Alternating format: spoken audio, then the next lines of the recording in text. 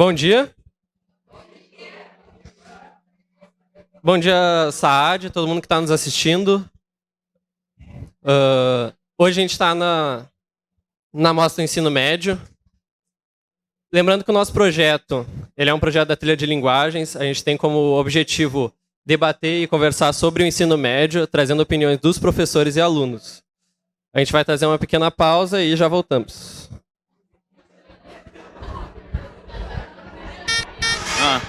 Papo de aula 202.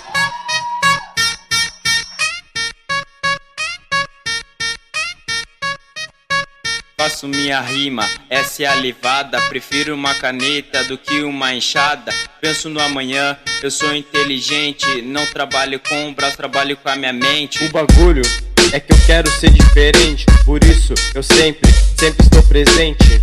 Não que trabalhar seja errado, mas eu não quero ser mais um proletariado. Por isso estudo e fico zen. Meu sonho é dar orgulho pra alguém. Nessa vida todos nós temos problema.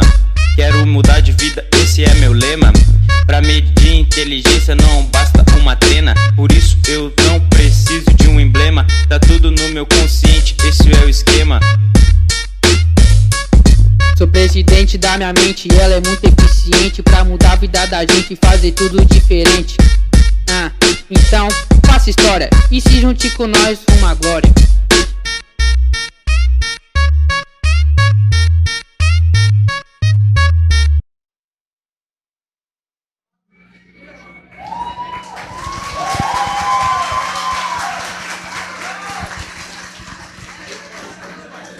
Pode começar? Bom dia, Vavá. Bom dia. Bom dia, meu querido. Hoje eu queria colocar não só a pauta do ensino médio, eu queria colocar 4 pautas principais, falando sobre, primeiro, metodologia de ensino, licenciatura, ensino médio e a valorização das humanas ou a desvalorização das humanas.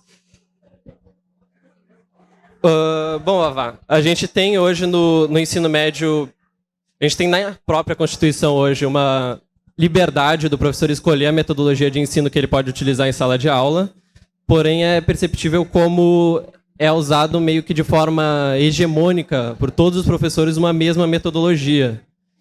Eu queria perguntar principalmente sobre se ela reflete da licenciatura e como essa metodologia ela é voltada à questão de decorar muitas vezes.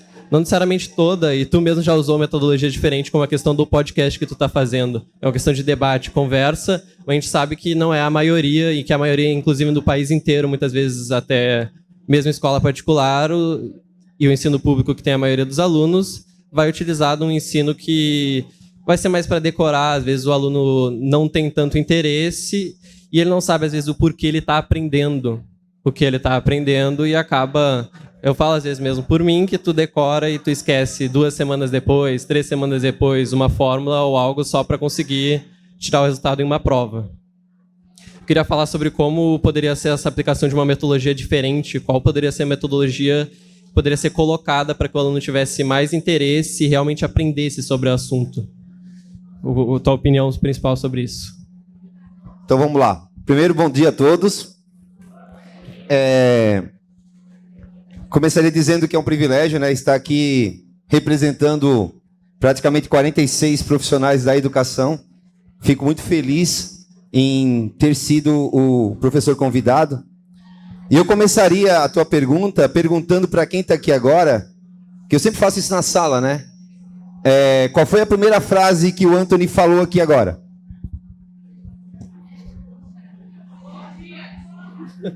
Vou perguntar novamente.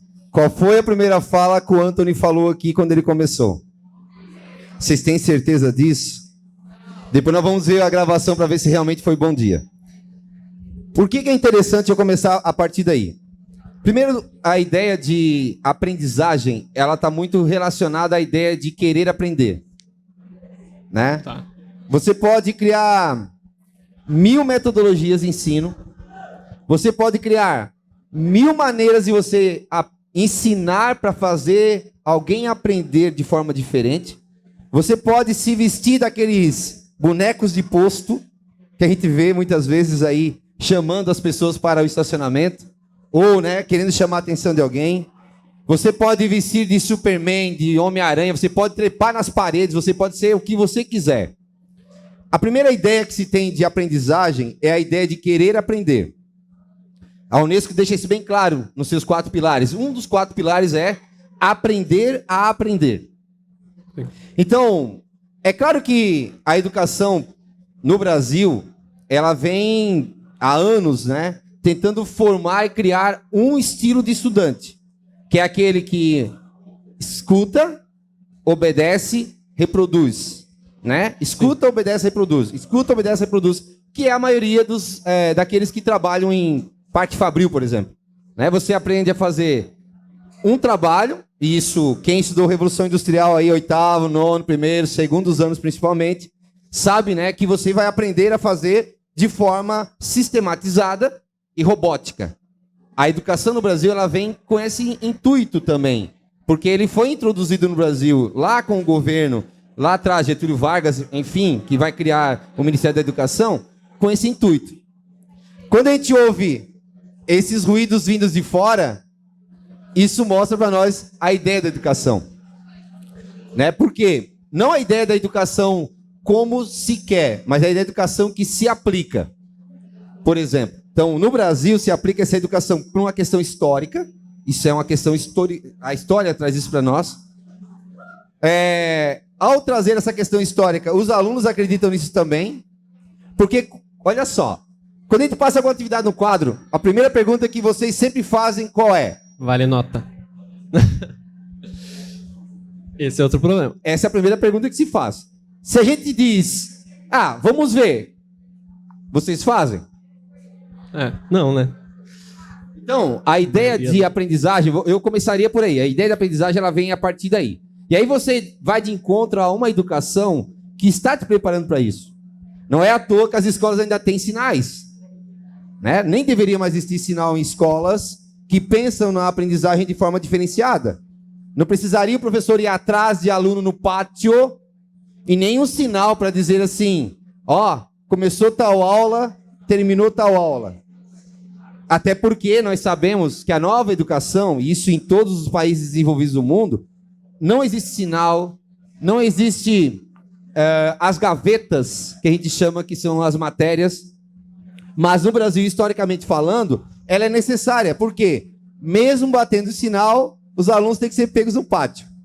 Mesmo batendo sinal ou mudando de matéria, tem alunos que estão terminando de escrever a matéria anterior e você diz, guarda o caderno que agora é história. Vou dar um exemplo, né?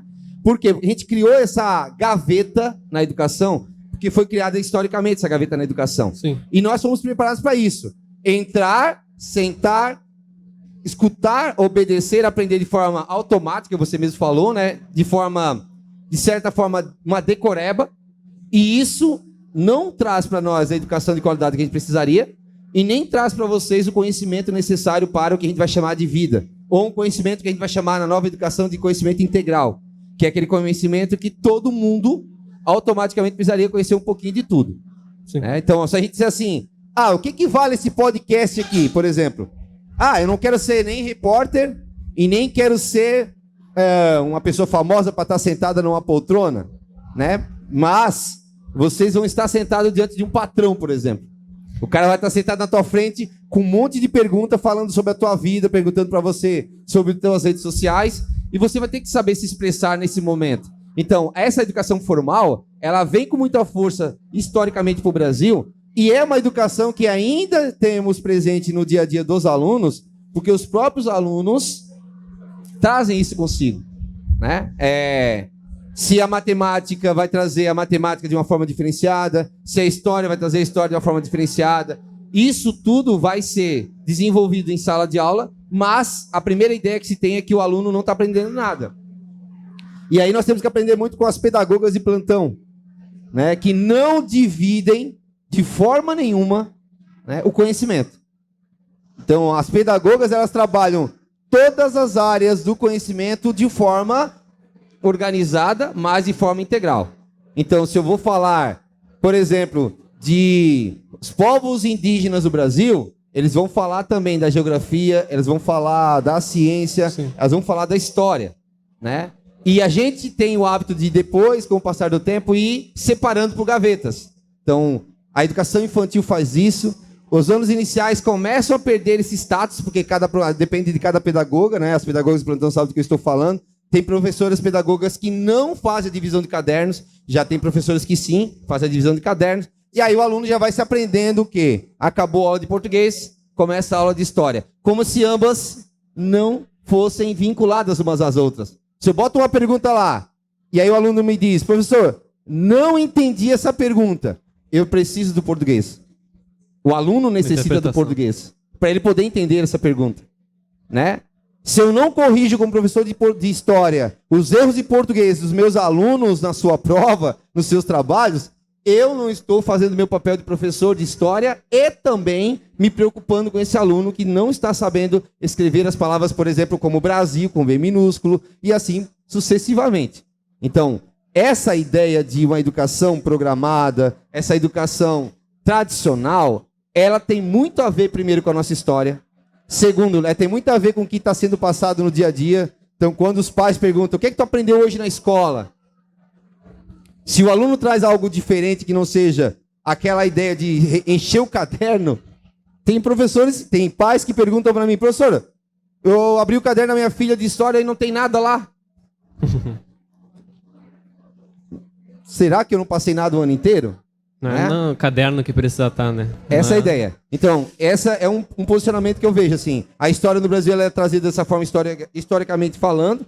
Ela traz por esse viés que os nossos pais tiveram, que eu sou pai, tive e tenho, e passa então por esse processo, onde ainda acreditamos que a metodologia tradicional seja mais eficaz. Por quê? Porque ela é momentânea.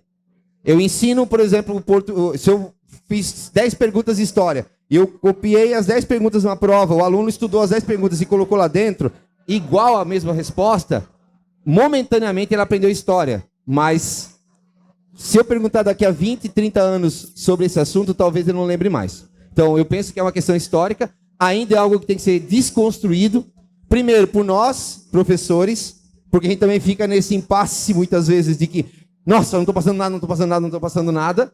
Depois, para que a gente possa passar essa segurança para os pais e para os nossos alunos. Então, eu penso que é uma questão que a gente vai aprendendo e que a gente vai mudando aos poucos. Mas, vejo dessa forma. Sobre uma outra pergunta que tu fez dentro dessa pergunta, né? Dentro da ideia da licenciatura, ela trabalha isso, né? Ela trabalha algumas metodologias ativas, ela trabalha algumas metodologias diferentes, mas é dentro da sala de aula que cada professor sabe que é ali que a porca torce o rabo. Né? É ali que a gente vai ver que focinho de porco não é tomada. Porque é ali que você vai se deparar com várias situações. Então eu penso dessa forma. É bem como tu colocou, porque parece que a gente está num modelo operário. Tem o sinal, o refeitório para comer no intervalo, e colocar a gente como um modelo em que a gente tem que ser, não talvez construir um conhecimento ou ser algo edificante, e sim que a gente vai ter que ser eficiente. Então a gente aprende para ser eficiente respondendo a prova, para ser eficiente conseguindo a nota, e isso reflete também no Enem, claro. E não tem uma construção desse conhecimento, um interesse. Às vezes a questão de que o próprio Einstein falava que uma pessoa ela tem conhecimento realmente sobre algo se ela consegue explicar de forma simples para alguém. E na maioria dos casos não consegue explicar. A pessoa tem o que está no caderno, tem o que está memorizado e consegue passar de uma forma para a folha, simplesmente. Por isso que eu queria trazer tanto essa questão da metodologia, porque eu acho que caminha junto com o novo ensino médio, porque é difícil a gente ter uma reforma e não mudar uma metodologia, porque aí vai ser uma reforma, vai continuar da mesma forma com um tradicional e a galera sem interesse em talvez desenvolver um projeto. E eu queria perguntar sobre, então, não necessariamente isso teria que ser talvez um meio que político de ser modificado, da base, ou talvez na licenciatura de forma estrutural para os professores também. E não necessariamente é um interesse nacional hoje de que se ocorra isso, mas como poderia ocorrer uma mudança, talvez? Como poderia começar a ter essa mudança da metodologia para um ensino edificante, de montar cidadãos também, não só um trabalhador? Se a gente for perceber, a maioria dos nossos professores são do século passado. Né? Quando eu falo século passado, parece que eu estou falando alguma ofensa, mas não é, né? Quando eu falo século passado, eu estou falando que se formaram antes de 2001, na realidade. Então, a grande maioria ainda dos nossos professores, dentro da sua, eu não gosto de chamar grade de ensino, né, ou grade de aprendizagem na faculdade, na universidade.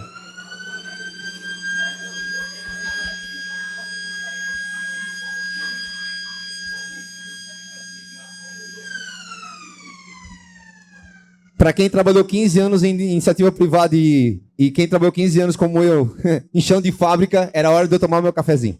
Então, e tinha 10 minutinhos, né? Tinha 10 minutinhos. Enfim. Então, assim, para a gente poder entender isso, né? Essa questão dessa preparação. Então, a grande maioria dos nossos professores, isso não é culpa deles e nem culpa de ninguém, né? Eles se formaram antes do século XXI, né? Digamos assim.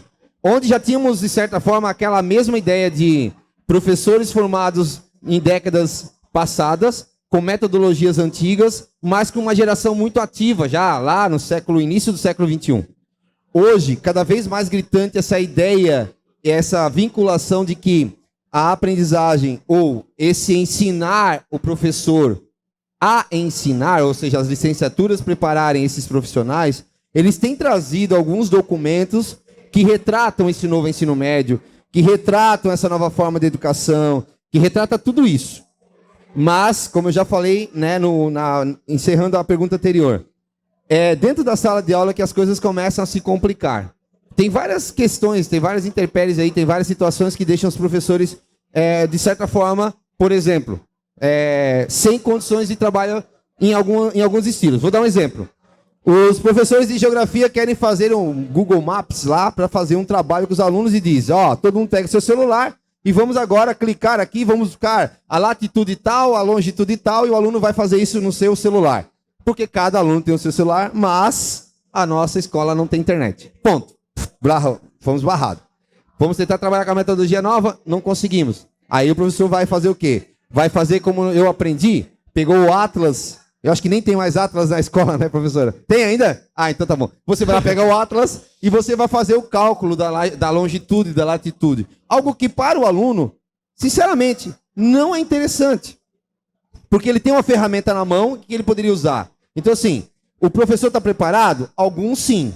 Como eu já falei, alguns, entre eles nasceu na era que a luzinha, quando faltava energia, era aquela de pomboca, né? Colocava um querosenezinho dentro, um paninho, e pendurava no canto da sala, né? Então eu sou do primeiro tipo que o primeiro celular era o Motorola, tamanho daquela caixa de som ali, né? Que você ainda pendurava na cintura para fazer de conta que você tinha um celular, né? Um aparelho móvel, enfim. Então, assim, nós que viemos de gerações anteriores, a gente até está tentando se adequar a esse meio.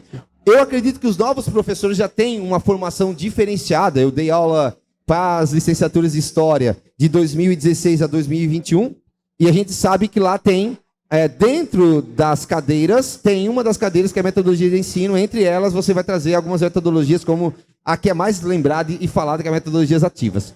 Claro, a formação teórica desses professores é uma coisa. A formação prática para esses professores é outra, totalmente diferente. Como lidar com um aluno, por exemplo, que vira as costas para você num podcast como esse? Como é que você vai lidar com um aluno que bota os 2 fones no ouvido? Como é que você vai lidar com um aluno que não te ouve? Sim. Aí, a metodologia que você aprendeu na faculdade, a teoria que você aprendeu na faculdade cai por terra. Porque entra o seu lado também humano. Vou dar um exemplo. Se alguém aqui sentir uma dor aguda nesse momento, ele for até um posto de saúde, ele vai querer ser bem atendido, desde a recepcionista, que talvez seja ou não uma enfermeira, mas ele vai querer ser muito mais atendido e urgentemente atendido por um médico. Vou dar só esse exemplo bem simples. E aí, quando a gente fala em desvalorização, por exemplo, do magistério, né?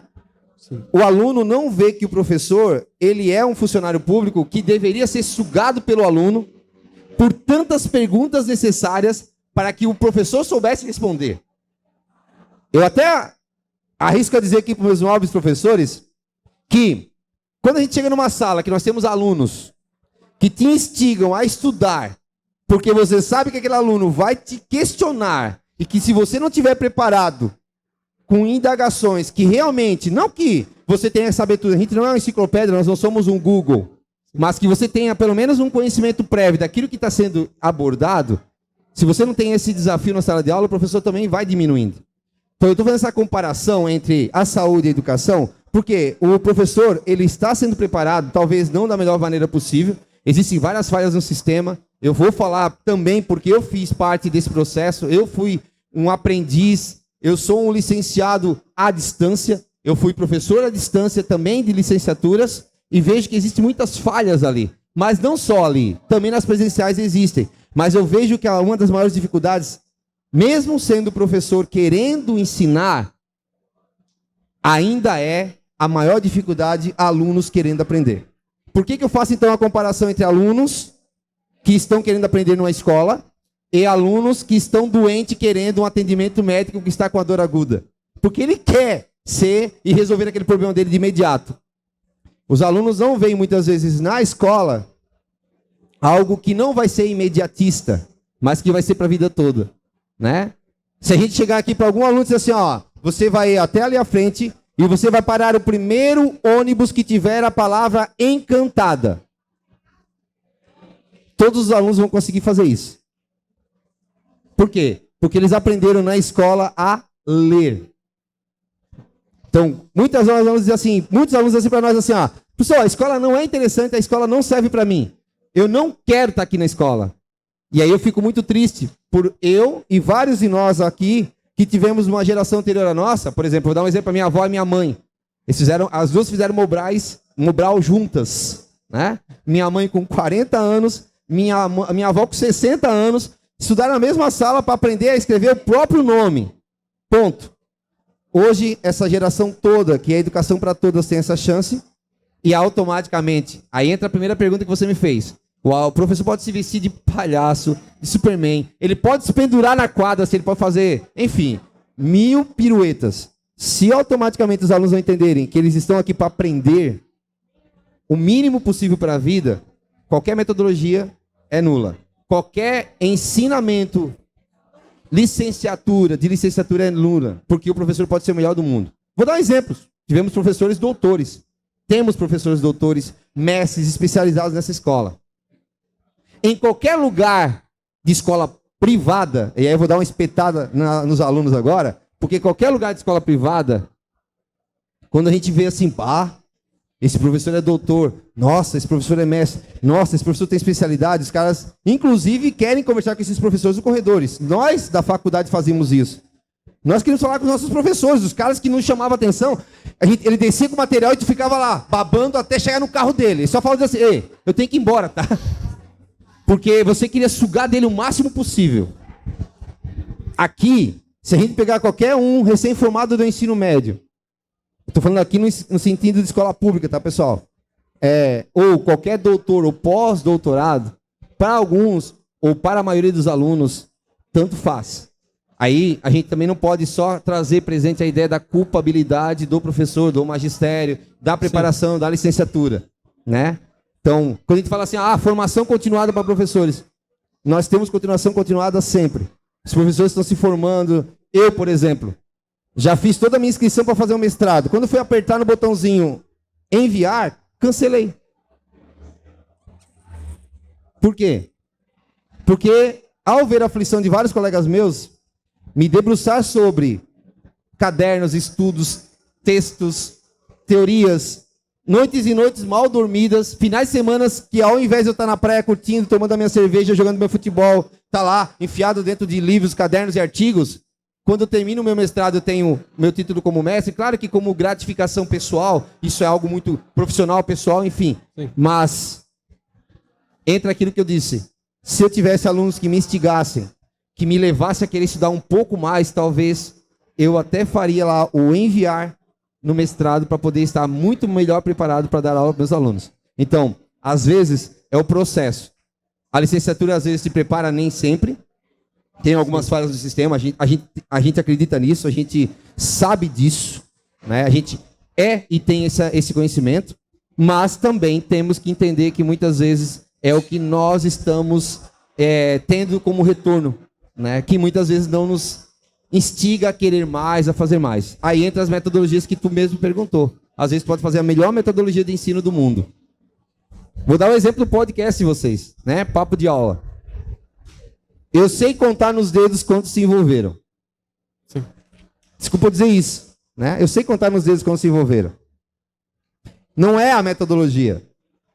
É eu querer aprender, né? É eu querer aprender. Então, assim, se eu fosse um comediante, estivesse aqui agora contigo, falando um monte de asneira, isso aqui estaria lotado. Se eu fosse um comediante que estaria usando da minha fala para fazer né? Nossa, mano, imitando algumas pessoas, isso aqui estaria lotado. É assim que funciona o nosso processo.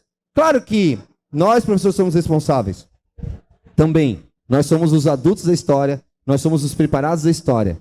Mas também, de contrapartida, a gente tem que ver que existe esse, sabe, essa não aceitação muitas vezes dessa preparação. E aí o professor vem todo empolgado. A gente pega as férias agora porque a gente tá louco para ir para casa, né? Quando chega em janeiro, tu tá lá com um monte de materiais assim, tu traz o teu carro, tu traz tudo para dentro da escola, primeira aula, tu tá naquela empolgaceira. O que eu vou preparar? Vou preparar isso. Aí tu entra, fecha a porta. Claro que tem que dar aqueles minutos pra galera se falar, pra galera curtir, pra galera se envolver, mas é sempre o mesmo, de certa forma, estresse. Você começou bem o ano, mas você automaticamente já está estressado. Então é nesse sentido que eu vejo que a educação também precisa passar por esse viés, né? Dos nossos alunos entenderem que nem todos da família deles tiveram essa chance. Né? Eu sempre peço para eles pensarem nisso, né? Nem todos eles tiveram essa chance de estar num banco de escola, de ter um quadro que não é mais de giz, de ter data shows, de ter ar-condicionado nas suas salas, não ventilador barulhento, de ter professores formados. Eu conheço todos os nossos professores, todos de qualidade extrema, todos eles formados na área, e aí, preparados, né? Enfim, então a gente tem que ter essa partida. Claro que tem falhas no sistema, algumas universidades, tem falha na escolha vocacional, isso eu tenho que falar também. Né? Não tem mais uma preparação vocacional nas escolas, minha mãe sempre fala sobre isso. Muitos professores, a vocação talvez não seria ser professor, isso é um fato. Né? Assim como a gente tem professores que não deveriam ser professores, nós temos médicos que não deveriam ser médicos, nós temos mecânicos que não deveriam ser mecânicos, nós temos, enfim, vários e vários profissionais que não deveriam ser os profissionais que são, né? E que vivem disso especificamente. Que acaba sendo uma questão de estrutura social, como tu colocou mesmo, de ter esse problema e muito de uma questão de ser voltado a precisar trabalhar, né? Eu vejo essa questão de como o aluno ele quer o foco de se eu começar a trabalhar agora, eu com meus 16, eu vou continuar, não preciso me importar com a escola. Eu posso me formar ali para ter ensino médio completo. Mas eu faço o terceiro ano, eu completo, eu estou trabalhando e eu continuo trabalhando nisso, não tem nenhum problema. E eu vejo gente com tanto potencial, com um talento e sem uma perspectiva, então. Esses alunos têm uma perspectiva de que esse ensino, de que um aprendizado, de que seguir, às vezes, alguma carreira é possível a eles. Mas não, eu não tenho nada contra a pessoa seguir, às vezes, trabalhando e tudo pela necessidade, mas são pessoas que podem mais e não tem ninguém dá essa visão, e essa visão tem que ser de casa, querendo ou não. E a pessoa tem que ter recebido de nova isso, de ver os pais, às vezes, buscando o que eles querem e poder buscar também o que ele quer, né? O perigoso, e aí entra no outro caminho que o novo ensino médio trouxe para nós, que é o projeto de vida, né? A luta aqui, o Flávio também, né? Eu que fiz parte do projeto de vida aí por 2 anos também, sei da importância que esse componente, né, digamos assim, entrou dentro do currículo escolar, né? E acho muito importante, inclusive. São Paulo, o projeto de vida já existe desde o 7º ano. 6º, 7º ano, ele já começa um projeto de vida de uma forma mais light, digamos assim, mas no ensino médio ele se aprofunda um pouco mais. O projeto de vida ele tem esse caminho da ideia vocacional do aluno, né? O aluno que, mesmo que ele precise entrar no mercado de trabalho, que é o caso da nossa geração, a grande maioria aqui fez faculdade já trabalhando, eu fiz faculdade já depois de casado, tendo filhos, então, enfim, já com uma certa idade, a gente vê essa necessidade, até porque nós precisamos disso. O problema está, Anthony, quando o aluno não vê na educação a perspectiva de mudança de vida. E claro que eu não vou trazer aqui análise, que aí seria muito chato, eu teria que pedir para botar no telão aqui, por favor, no telão ali, né? As estatísticas e dados. Mas assim, aumenta o salário, com certeza, não vou te dizer quantos, mas em torno de 40% a 50% quando você tem uma formação acadêmica. Em qualquer serviço que você atua. Então, o aluno, quando não vê essa perspectiva, quando ele vê que é o seguinte, terminei o ensino médio, tá bom porque eu tô... Vou dar minha espetadinha que eu sempre dou. Eu tenho meu serviço pro final de semana, pegar e rebaixar meu carro, botar 18 polegadas, pra menina ficar lá deitadinha com os pés em cima do painel, né? E o cara assim, ó, dirigindo assim com a mãozinha aqui por fora, aqui, ó. Ou fazendo empinada de moto, né? Então, enquanto nós tivermos essa ideia na geração presente, de que o que eu quero é ter o meu salário, às vezes para pagar as contas, a gente sabe da realidade de alguns alunos, isso é fato. Não, sim. Mas a grande maioria é para benefício próprio. Não estou dizendo que para você comprar o seu boné, a sua pulseira, o seu tênis, aquilo que você gosta não é necessário. É necessário. Mas você não pode pensar deixar de fugir do foco. Quando você se forma aos 18 anos, você ainda não chegou na metade da sua vida. Aí é que tá. O aluno só vai entender quando ele chegar na metade da vida dele. Que ele vai entender assim, nossa, cara, o que é que eu fiz com o restante da minha vida? Né? Porque você vai ver que muitas vezes que a perspectiva de trabalho, ela vem a partir de onde? De um conhecimento muito mais específico. Como eu já disse, eu saí do chão de fábrica. Quando é que eu melhorei meu salário? Se eu continuasse na fábrica hoje, talvez o salário continuaria o mesmo. Mas eu só fui ter uma melhora do meu salário quando eu retornei para a sala de aula, quando eu retornei para a faculdade, quando eu me formei numa licenciatura em História, que é o que eu queria, é o que eu gostava, e aí sim o meu salário vai ter uma perspectiva. Não só salarial, mas pessoal. Né? Mas algo que também está... Olha só, quando é que eu teria a chance de estar diante de várias pessoas me ouvindo, várias pessoas que vão me ver depois? Isso, para a minha perspectiva de vida, para o meu projeto de vida é essencial. Né? É importantíssimo. Mesmo que eu não recebesse o salário necessário ou para suprir o que eu tinha lá no outro emprego, mas estar aqui, poder passar um pouquinho daquilo que tu conhece, isso como projeto de vida valeu muito para mim. Então, primeira ideia é, o projeto de vida, o aluno tem que entender qual é o projeto de vida deles. Primeiro, começando por aí. Claro, como você falou, quando você tem uma estrutura familiar que te traz isso aí já é importante, já te encaminha. Mas quando o aluno conhece por si só qual é o projeto de vida que ele quer para a vida dele, uma pergunta que eu sempre fazia para a galera que está no terceirão agora, né? E que eu faria agora novamente, quando a gente faz esse projeto de vida lá atrás. Daqui a 10 anos, onde e como você gostaria de estar? Eu perguntei para vocês no ano passado, onde e como você gostaria de estar daqui a 10 anos? E eu estou perguntando agora, onde e como você gostaria de estar daqui a 9 anos e 1 mês? Essa é a pergunta. Né? E claro, quando algumas famílias têm estrutura, é legal. Sim. E aquelas que não têm? Ou quando a estrutura te leva, por exemplo, os pais todos são da área da medicina. E eles querem que tu siga a medicina. Então, também temos que ter essa preocupação. Então, eu penso que dentro do novo ensino médio, o projeto de vida vai trazer isso com muita força. Para o aluno também entender que a escola é importante. Para ele se encontrar na escola, para se encontrar na vida. Acaba caindo numa dos alunos eles terem essa questão da responsabilidade já com o trabalho, acreditarem que eles estão encaminhados na vida e não ter uma questão de ambição e de interesse de tu melhorar a tua própria situação. Não quer dizer que tu tá numa má situação, mas muitas vezes alguém que está mais de baixo, pode ver aquele aluno que às vezes trabalha, se mata, às vezes tenta estudar ao máximo, é aquele que quer melhorar a condição de vida, e os que têm uma um pouco melhor estão assentados, eles não sentem essa necessidade. Eu sigo da escola trabalhando e daqui 10 anos onde é que se vejo? Não sei, eu vou continuei trabalhando e onde der eu estou trabalhando na mesma cidade. Não tem uma questão de ambição e vem muito às vezes de casa e toda essa questão de perspectiva de ver pessoas ao seu redor que tentaram buscar um futuro melhor e não... Eu vi isso mesmo de casa, de sempre tentar buscar um lugar melhor, uma condição melhor de vida, onde se sentisse bem. Então eu trago isso para mim, mas tem muitos alunos que não têm e que o trabalho ali, e tu se sentir que tu já cumpriu essa responsabilidade, tá bom, não tem uma questão com a escola. Bom, Vavá, eu queria te perguntar sobre o ensino médio, o que tu acha sobre essa mudança como reforma? Tanto que eu tenho algumas opiniões formadas diante desse ano e tudo, mas eu queria te perguntar se foi uma reforma ideal. Eu sei que apesar de ter problemas estruturais, mas ela talvez... Tem sempre aquela fala, né? na teoria é bom, mas na prática é outra coisa. Só que é considerado uma falácia, porque se na teoria é bom, tem que ser bom na prática também. E se na prática não é bom, talvez porque não considerou certos fatores. E se o ensino médio é uma dessas questões.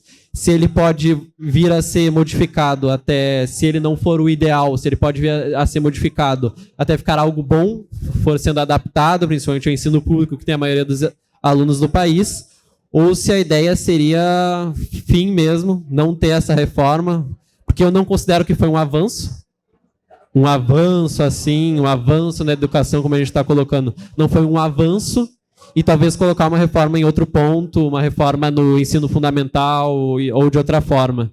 Porque uma reforma eles vão querer trazer, né, para a educação. Precisa de alguma tentativa de avanço nesse meio de base curricular e por aí vai. Mas se ela foi a melhor, foi uma boa reforma. Eu sempre costumo dizer que boas ideias, sem colocá-las em prática, são só boas ideias. Então, quando você tem boas ideias, enfim, né? Aí ela tem que ser colocada em prática para ver se essas boas ideias realmente são boas ideias, né? Vários cientistas tiveram que fazer vários testes científicos para chegar ao resultado final. A gente não soma a quantidade de erros e acertos para chegar ao resultado final. A gente só chega no resultado final. Eu sempre digo isso, que quem gosta de uma boa orquestra sinfônica sabe que às vezes a apresentação leva 1h30, máximo 2 horas. Mas os caras ensaiam incansavelmente 8 a 12 horas por dia. Para que quando o maestro levante a batuta, todos estejam sabendo o que vão fazer numa orquestra sinfônica. Os documentos estão aí. Nós estamos debruçados sobre esses documentos, eu acho que desde 2018, 2017, que estão sendo feitos vários congressos, fóruns, debates, conversas, vai e volta de documentos. A Lu fez parte do projeto, junto com a Luciana, junto com a Elka, que foram as redatoras do nosso ensino médio do Estado de Santa Catarina. A gente sabe da luta que foi dos professores tentarem se debruçar sobre as situações que nós tínhamos, o diagnóstico que foi feito da educação, o que necessariamente deveria ser feito para melhorar essa educação, principalmente do ensino médio. E, claro, o resultado está aí. Boas ideias. É aquilo que eu falei, né? Uma boa ideia surgiu. O colocar nela em prática é isso que acontece com a boa ideia, né? Quando a gente vê os aviões voando no céu, eu gosto muito de usar a prática, né? Quando eu vejo um avião voando no céu, a gente não tem imaginação de quantas pessoas caíram para tentar fazer algo mais pesado do que o ar estar no ar. Quando a gente vê navios levando toneladas e toneladas e toneladas de tudo aquilo que a gente necessita nos mares, a gente não tem noção de quantos e quantos barcos afundaram até o ponto de alguém entender assim, opa, peraí, isso aqui está errado, é isso aqui que tem que ser feito. A educação está no seu caminho. Para vocês terem uma ideia, 40 a 50% da nossa geração de 18 a 25 anos não concluíram o ensino médio. De mais ou menos 52% da população brasileira. Isso mostra que, como estava, também não estava dando certo. Isso é fato, né? Eu tiro por mim. Quem começou comigo no ensino fundamental, se eu contar nos dedos quem terminou o ensino médio comigo, foram 4. 4 pessoas que eu tenha conhecimento. Porque foram ficando pelo caminho.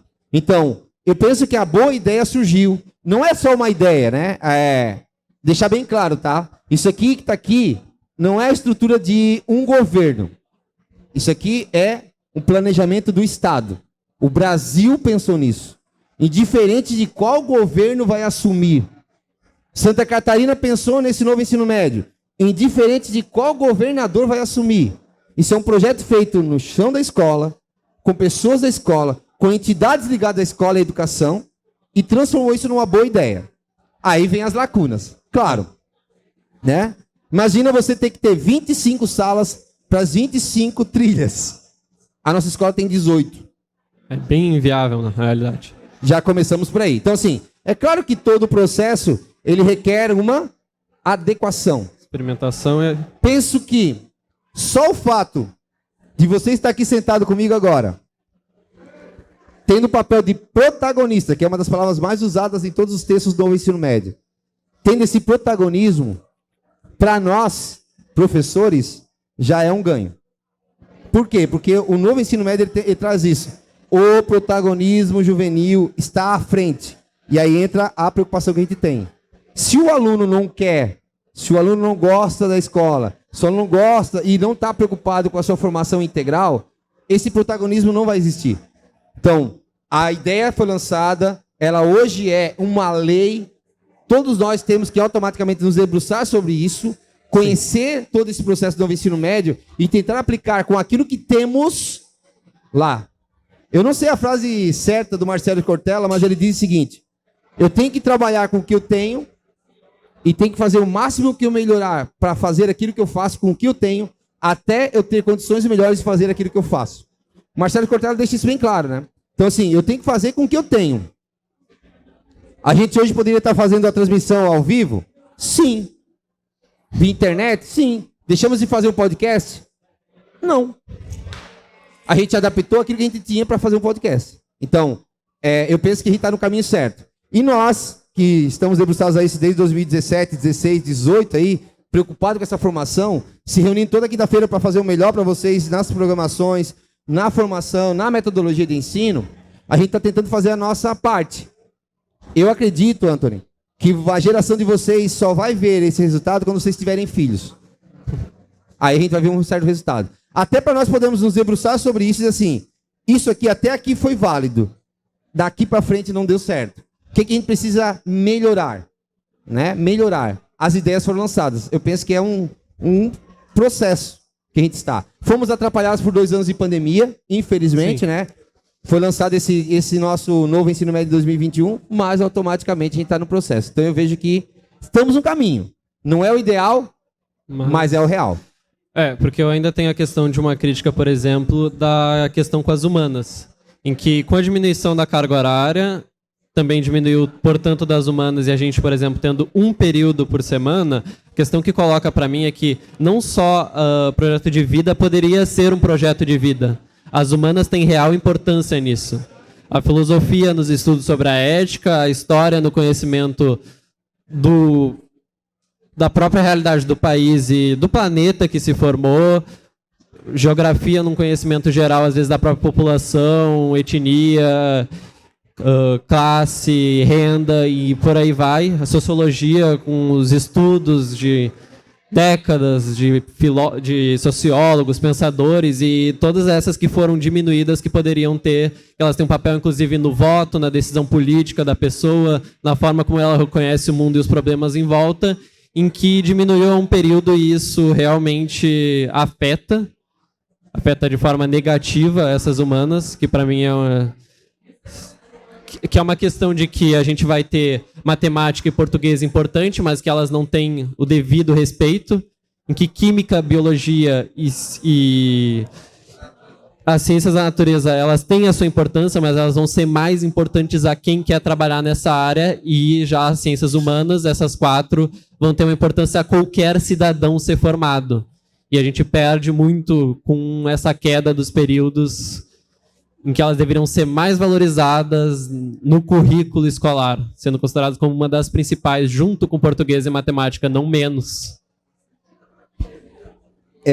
Olha só o que está acontecendo. Nós esticamos, inclusive, isso tem tudo a ver com a tua pergunta. Assim, nós esticamos o podcast mais do que devia, porque o produtor já está dizendo assim, ó, corta, e aí vamos cortar. Mas é interessante essa tua colocação. Luiz, professor de Educação Física. O que os alunos gostam mais? A quadra ou os fundamentos de voleibol? Faça essa pergunta para eles. Quando a gente vai falar em teoria, e é interessante, olha só, eu sempre gosto de fazer comparações, né? Por que eu estou fazendo essa comparação? É engraçado quando o pessoal vai jogar um campeonato, que eles não sabem a regra, eles acham que o juiz está enganado. Por quê? Porque para nós, aí vem a ideia da educação, a primeira pergunta, né? A nossa ideia de educação está muito vinculada à questão da prática. Então, eu estou fazendo, estou produzindo, beleza. A história, a geografia, a sociologia, a filosofia é muito o ouvir, é muito o ler, é muito interpretar, é muito dialogar, é muita retórica. E retórica na geração TikTok é complicado? Por quê? Porque retórica requer ouvir. Né? Você tem que ter alguém que vai te ouvir. Sim. As humanas têm muito disso. Às vezes, tu vai dar uma aula de independência do Brasil, mas eu lá estou interessado se foi Dom Pedro II, em cima do burrinho, fazendo necessidades à beira do Rio Ipiranga. Ou foi Dom Pedro II, que estava no seu cavalo branco, que levantou a sua espada e disse independência ou morte. Quando a gente faz essas comparações, o aluno não está preocupado se ele quer saber a verdadeira história. Então eu vejo que as áreas das humanas, elas perderam? Não especificamente.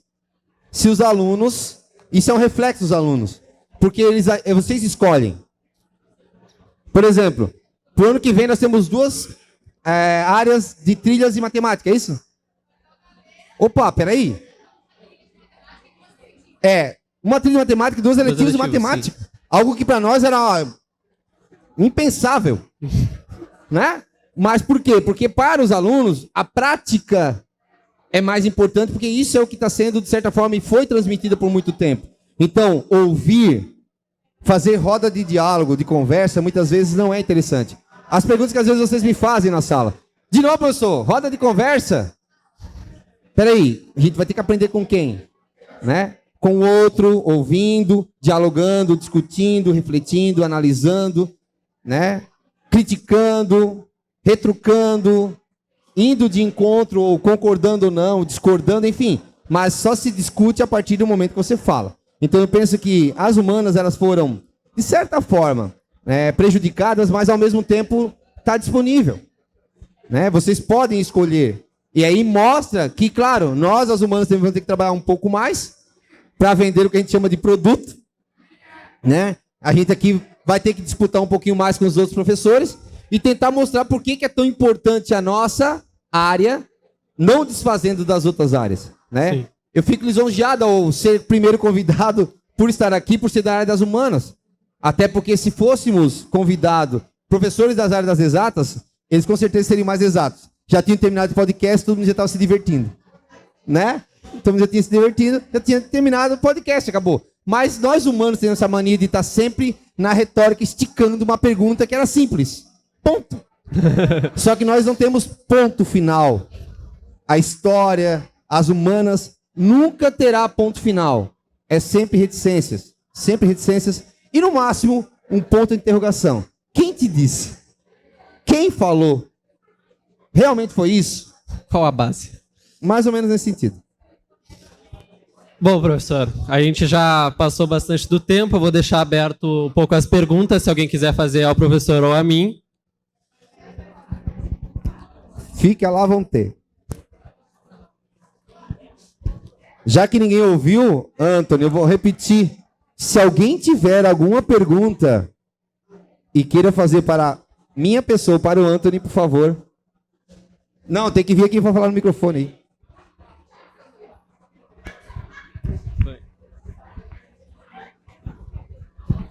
Como o professor Vavá citou a parte do voleibol, em sequência, tipo, eu penso assim, o seguinte, que, pô, a parte prática do vôlei é inútil sem o fundamento na sala de aula. Não dá pra tu jogar vôlei se tu não saber as regras. Tu vai sacar, tu não faz a mínima ideia se tu pisar na linha, é uma falta e tu toma o ponto dá o ponto pro time adversário. Sem a parte fundamental da sala de aula, eu acho que é inútil ter uma prática no jogo. Tu pode saber ter a força e o resto das coisas, mas não saber o mínimo da regra é inútil tu jogar. Então, eu vejo a parte fundamental na sala de aula principal nisso. Só que tem uma forma de abordar isso, por exemplo, não botar o aluno para estudar aquelas regras, por exemplo, pegar, copia ali tudo e te vira. Só vai. É uma forma que eu não concordo com o ensinamento, com a aprendizagem do colégio, que não agiliza. Demora para, por exemplo, o aluno pegar o jeito. Isso que eu acho sobre isso. Mas se tivesse uma forma mais, por exemplo, divertida de abordar isso, uma forma mais que interaja o aluno com aquilo, seria mais interessante. Palmas para a pergunta, pessoal.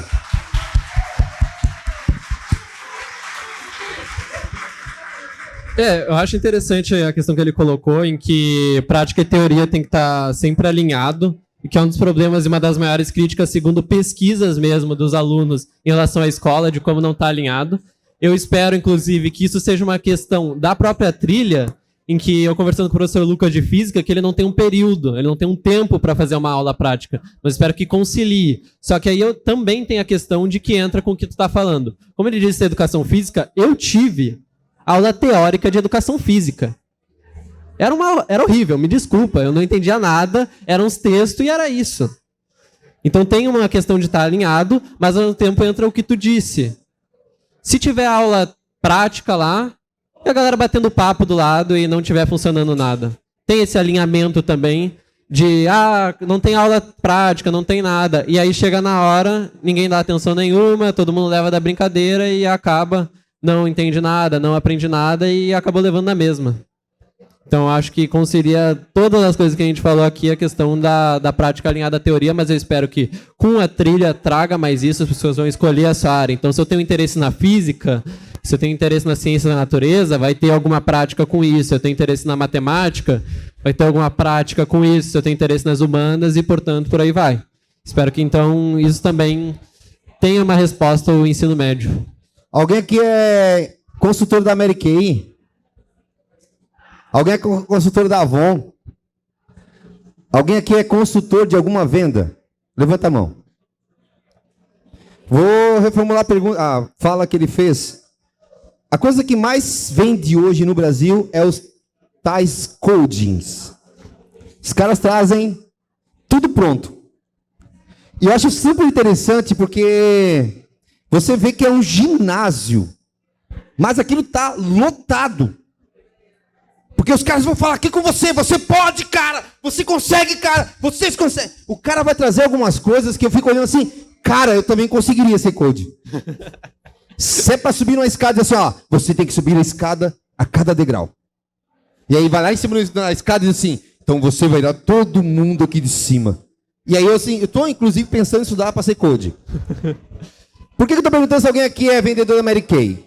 Entra a questão do interesse.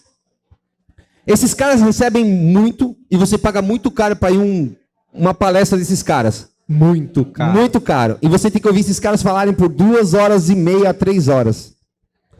Tortura. É interessante que a gente esqueceu de uma coisa que, para quem acredita em Deus, divindade, transcendência, enfim, tem uma coisa muito interessante que nós temos 2 ouvidos e uma única boca. Já percebeu isso? Será porque 2, né? Já pensou que estranho seria, né? Um ouvido aqui na frente e as 2 bocas na lateral aqui, né? Hã? Porque tem gente que usa mais a boca do que escuta.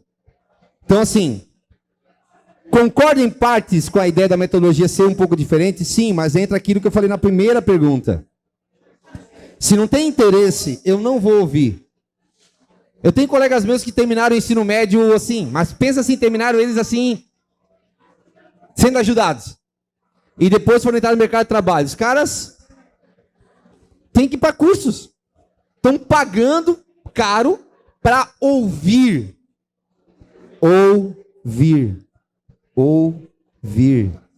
Ouvir. Ouvir. Escutar. Escutar. Que ninguém escuta. Então o interesse também vem por aí. Ouvir. Escutar. E botar em prática. Alguém tem mais alguma pergunta? A Betina.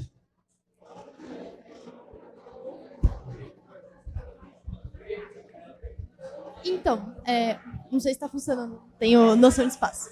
Mas sobre as trilhas, eu acho que é um sistema, por mais que tenha os pontos positivos, eu acho que é um sistema que, de qualquer jeito, ele não vai funcionar no Brasil. Por quê? Porque, por exemplo, eu queria estudar biologia, então eu escolhi trilhas naturais. Só que, de qualquer jeito, eu vou precisar da parte das exatas se eu quiser fazer biologia algum dia. E eu vou acabar perdendo tempo dessas exatas, porque a gente tem que perder uma aula de química por semana, uma aula de física por semana, que eu vou ter que acabar usando alguma hora. Então é um sistema que não faz sentido.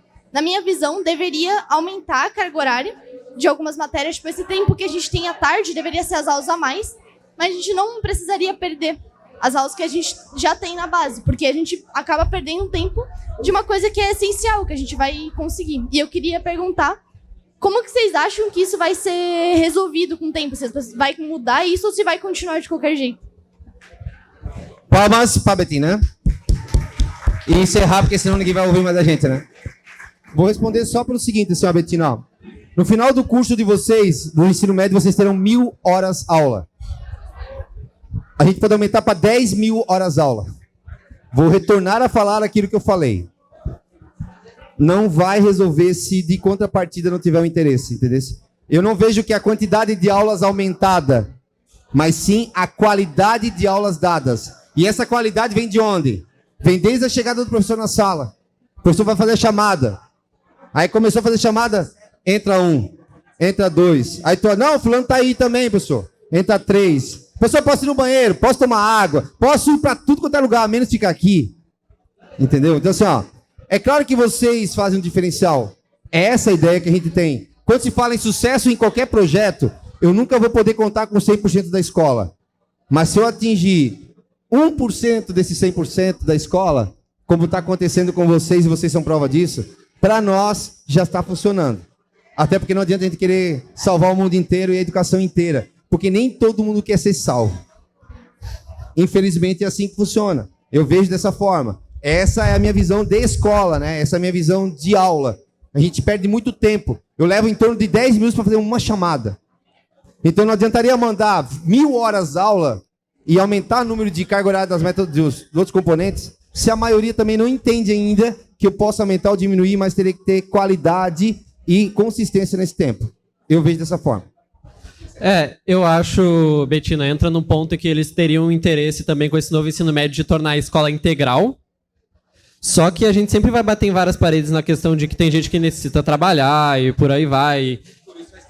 Só que mesmo assim, mesmo tendo, por exemplo, uma escola completamente integral em todo o Brasil, eu ainda acho as nossas aulas, principalmente na rede pública, como é que eu posso falar, que rendem muito pouco. Que eu e tu somos como os alunos que aproveitam bastante. Eu sei que a galera aproveita mais o Vavá até a retórica, chama o aluno, mas tem vários professores bons que não são aproveitados na escola. A gente tem 45 minutos que são aproveitados cerca de 15. Então eu acho que tem sim esse problema, ao mesmo tempo a gente volta naquela questão da educação, de que também tem o problema do interesse, de que às vezes eu não consigo aproveitar um bom professor, que eu estou vendo que ele tem muito conhecimento, de que ele tem pesquisa, de que ele traz um projeto, de que ele traz uma coisa e a gente não consegue aproveitar na própria sala de aula por falta de interesse dos alunos, por conversa. Então eu acho que o Vavá, ele pontua corretamente que mesmo com o ensino integral, que foi a ideia inclusive política de que ia se tornar, eu vi até a fala de que o aluno ele não tem que estar trabalhando, ele tem que estar na escola, mas isso não é a realidade de todo mundo. Mas mesmo que fosse, ainda ia ter um problema de estrutura social no Brasil, na questão de que, se a gente tiver os 5 dias da semana integral, não vai ter o aproveitamento correto dessas aulas.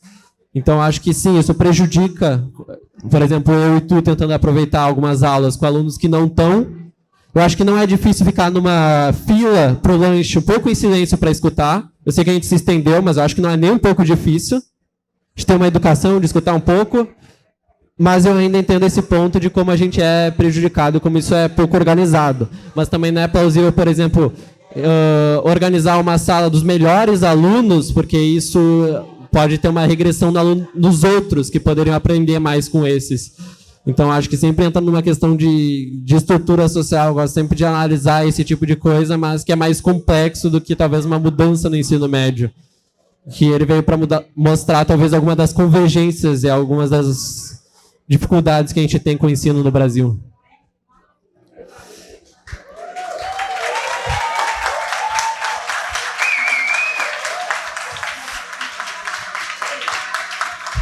E eu penso, só para encerrar, né, para a gente poder, que o ano que vem, vocês que são dos segundos anos, né, a ideia do podcast foi lançada, né? Então, assim, a ideia de estar nesse diálogo foi lançada. Eu penso que daria para a gente, pro ano que vem, marcar um auditório, né? Trazer esses debates e, além desse debate, outros temas que são abordados, com muito pouco abordados na escola. E, como eu já falei, né? O papel do protagonista, tem que ser exercido por vocês. Ainda somos nós que estamos trazendo para vocês esses projetos. O ideal fosse que vocês nos trouxessem os projetos e a gente os colocasse em prática. Sim. Então, para encerrar, eu agradeço o convite. Fico lisonjeado, desculpa esticar o horário, diretora, coordenadora do projeto, coordenadora do sistema do novo ensino médio. Só para lembrar que quem botou esses 10 segundos no sinal fui eu, porque os professores não ouviam, então eu que botei esses 10 segundos no sinal, mas pretendo tirá-lo em breve. E então, muito obrigado pelo convite. Eu agradeço muito a participação do professor Vavá. Obrigado a todos que ficaram até agora, ficaram nos assistindo. Finalizamos. Agradecer Josué, a Cleneir. toda a galera da área de linguagem, Cleneir, né, os professores da área de linguagem.